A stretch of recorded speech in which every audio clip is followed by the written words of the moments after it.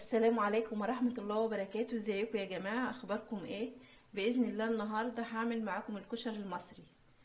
اول حاجة معايا رز كوباية شعرية، طبعا الشعرية قد الرز، زيت، توم مفروم، عدس بجبة، طماطم متسبكة، انا كنت مسبكاها، دقيق، شطة، طبعا ده الحاجة المميزة في الموضوع، كمون، ملح، فلفل اسود، وبصل، وليمون، وطبعا معايا مكرونه صغيره او مكرونه سباكيتي. اول حاجه باذن الله هعملها، انا حاطه ميه تغلي على النار. انا كده حاطه الميه بتغلي، هنزل عليها بالملح،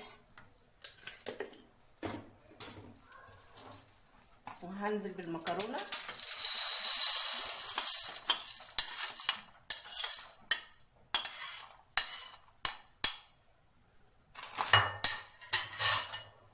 هقلبها.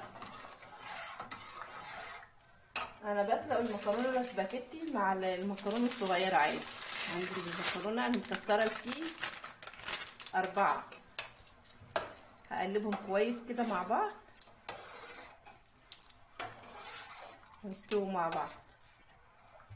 يلا، ما المكرونه عملنا المكرونه تستوي، هنزل بالبصل كده طبق،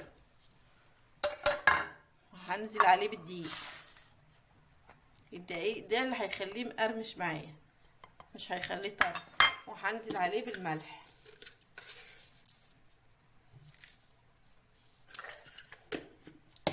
انا هقلبهم كويس مع بعض بالشكل ده.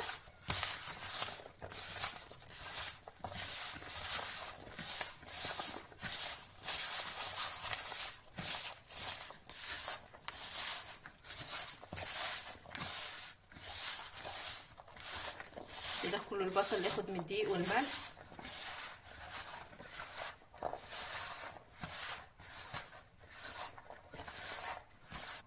حطيت طاسه على الزيت، على النار قصدي، هحط فيها الزيت عشان احمر كميه البصل اللي معايا.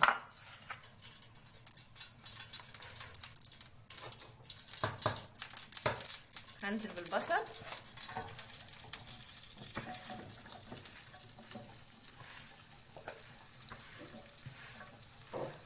انا حاطه هنا حله على النار، هنزل فيها بشويه زيت عشان اعمل صلصه الكشري. انا حاطه البصل على النار، وحاطه المكرونه بتتسلق كده، كله كده مع بعض بسرعه كده. انا هنا هنزل بشويه من الثوم المفروم عشان تدي طعم للصلصه.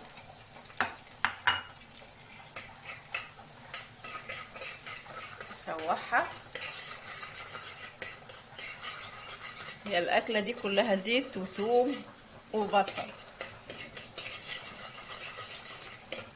الثوم يتشوح معايا، هي البصل على النار كده.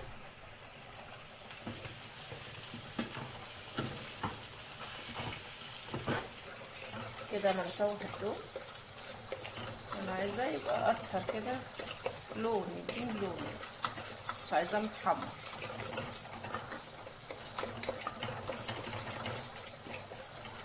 ان شاء الله تجربوا الطريقه دي.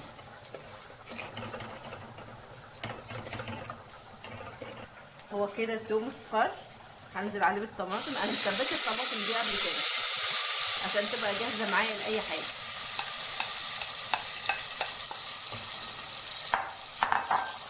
بالشكل ده ريحه الثوم جميله.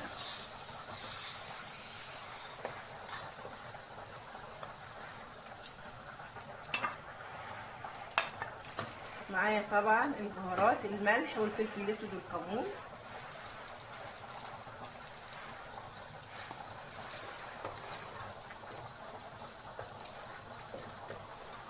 يعني ما شاء الله كده هي متسبكه، هسيبهم يغلوا غلوه مع بعض. كده المكرونه استوت معايا، هطفي عليها واصفيها.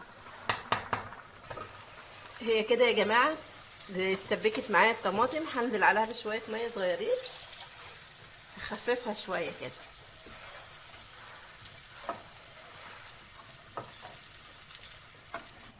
انا غسلت العدس بجيبه كويس كده وحطيت عليه ميه نظيفه، لان انا هحتاج الميه بتاعته. انا غسلته حوالي 5 مرات لما ميته بيض كده بالشكل ده، لان انا عايزه الميه بتاعته.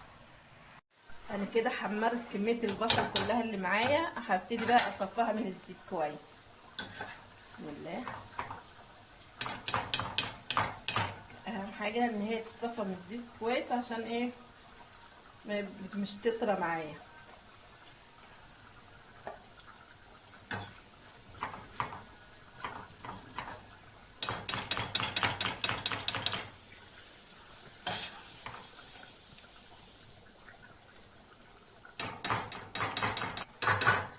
انا كده صفيت البصل كله اللي معايا بالشكل ده. بسم الله ما شاء الله، مقرمش وجميل بالشكل ده.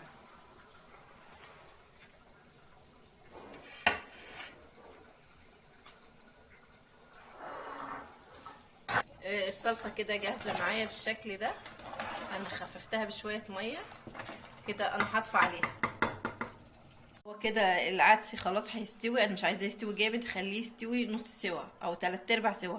هنزل عليه معلقه كمون وشويه ملح.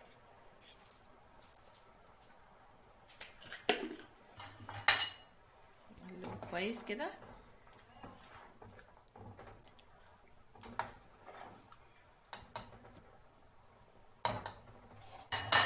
معايا بصله متخرطه ناعم يعني، هنزل عليها بالزيت. انا عايزه البصله دي عشان اخد منها وانا بشوح العدس والمكرونه، واخد منها عشان تطعم الرز معايا، تديله طعم. هو الزيت اللي كان مكان البصل اللي انا حمرته بعمله مكانه. خليها تتحمر معايا كده. زي ما قلنا الموضوع كله بصل وثوم وزيت. اتحمرت معايا كده. هاخد منها شويه طاسه بالشكل ده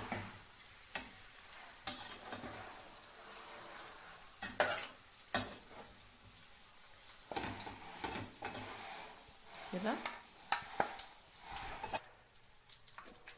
هنزل عليه. انا كده حطيت الطاسه على النار فيها البصل والزيت. هنزل عليها بحته تومه مفروم كده بالشكل ده. اقلبهم كويس مع بعض.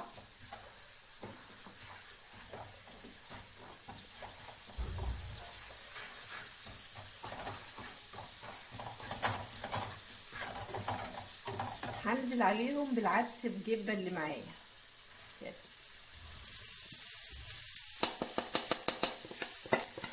عشان انا عايزه العدس يكون ناشف مش يكون طري. احاول انشف كل الميه اللي فيه.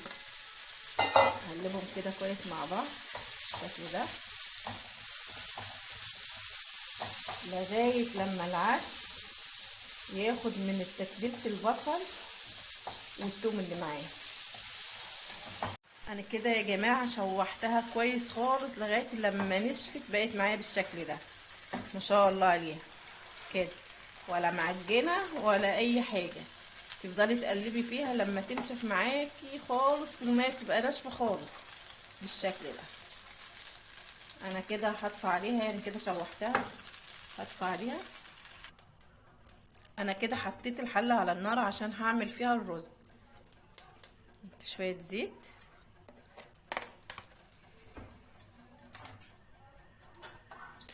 هنزل بالشعريه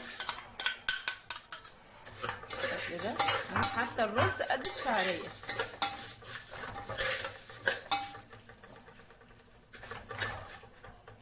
الشعريه اتحمرت معايا. هنزل عليها بشويه البصل الباقيه بالشكل ده. اقلبها مع بعض. طبعا البصله دي بتدي للرز الشعريه مع البصله كده كويس. ومعايا الميه اللي انا صفيتها من العدس بالشكل ده. هنزل بيها كده. طبعا الميه دي بتدي للعدس الرز طعم جميل وشكل اجمل كده. هنزل بشويه ملح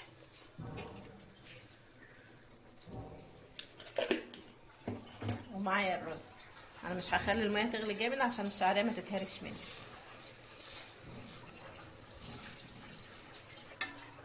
انا كده هحط لهم كمان شويه ميه بالشكل ده، نسيبه بقى يستوي ونعمل مع بعض بقى الشطه بتاعتنا. انا كده هنعمل مع بعض الشطه. هحط شويه زيت وهنزل عليها بحته تومه برضو عشان نعمل مع بعض الشطه بالشكل ده.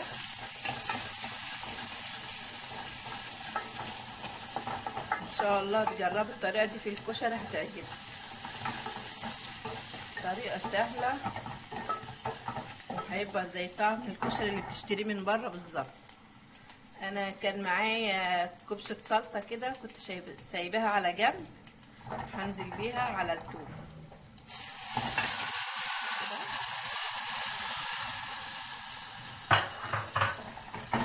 نقلبهم كويس مع بعض، وهنزل عليهم بكميه الشطه دي كلها اللي معايا.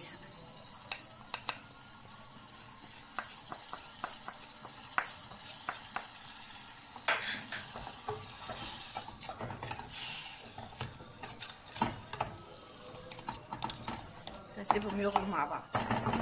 جاهزه معايا بالشكل ده اهي. هنعمل مع بعض بقى الدقه. انا كده هعمل الدقه. هحط شويه زيت،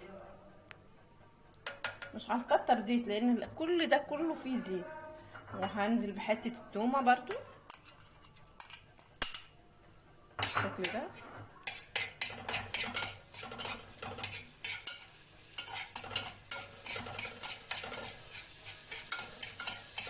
انا كده بشوح التومه شوحه كويس. هنزل على التومه بشويه كزبره بالشكل ده وشويه كمون، نقلبهم كويس مع بعض.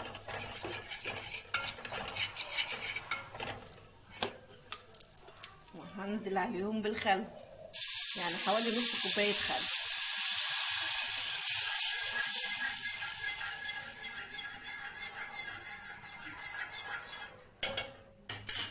شويه ملح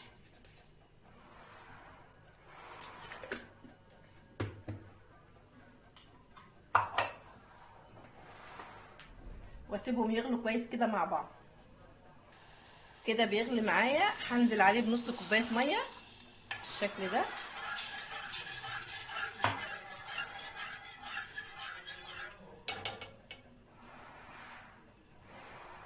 كده الرز استوى يا جماعه بقى بالشكل ده. بسم الله ما شاء الله، جميل وشكله حلو وطعمه حلو. الدقه غليت معايا كده كويس، هطفي عليها وهنزل عليها بليمونه. انا بحب الليمون عشان بيديله طعم حلو. انت بقى براحتك، عايزه تحطي ليمون، عايزه مش عايزه الخل بيكفي، بس الليمون بيديله طعم كده جميل. وده يا جماعه بعد ما خلصت الكشري بسم الله ما شاء الله، طريقته جميله وزي اللي بتشتريه من بره بالظبط، ويمكن احسن عشان انت عاملاه بايديكي وواثقه في نظافته وواثقه في الحاجه اللي انت عملتها كويس.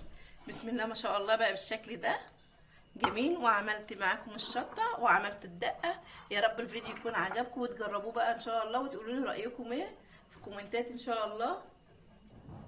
ما تنسوش تشتركوا في القناه وتفعلوا الجرس وتدوسوا لايك عشان يوصل لكم كل جديد. السلام عليكم ورحمه الله وبركاته.